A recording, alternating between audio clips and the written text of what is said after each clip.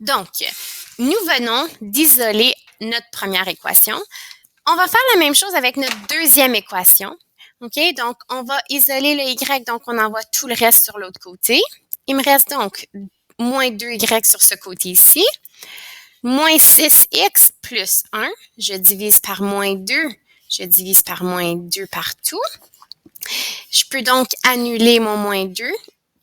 Un moins avec un moins donne un plus. Donc, moins 6 divisé par moins 2, c'est 3x. Et si j'ai plus 1 divisé par moins 2, ça me donne donc moins 1/2. Voici mes deux équations. OK? Donc, si on regarde ces deux équations-là, la prochaine étape, c'est de nommer chacune de mes équations. Donc, y1 et y2. On doit les comparer. OK? Mettre y1 égale à y2.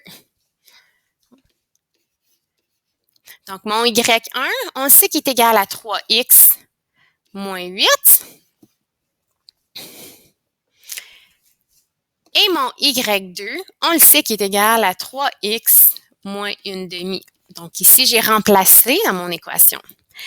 La prochaine chose que je dois faire, c'est, encore une fois, regrouper les termes semblables. Donc, tout envoyer les x sur un côté et les termes constants de l'autre côté. Donc, ici, j'ai 3x moins 3x. Ça me donne 0x. OK? Qu'est-ce que je fais quand j'ai 0x? Qu'est-ce que ça veut dire? OK? Donc, si on regarde, aussitôt qu'on voit 0x, on sait qu'il y a une erreur. Pas une erreur, on sait qu'il y a quelque chose qu'on n'a pas remarqué avant. Donc, si on regarde nos deux équations, donc l'équation y est égale à 1, puis y est égale à 2. Ma pente ici, elle est 3 et ma pente ici, elle est 3. Qu'est-ce que ça veut dire lorsque j'ai la même pente?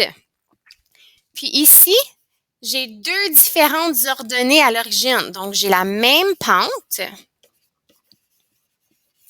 puis différentes ordonnées à l'origine. OK?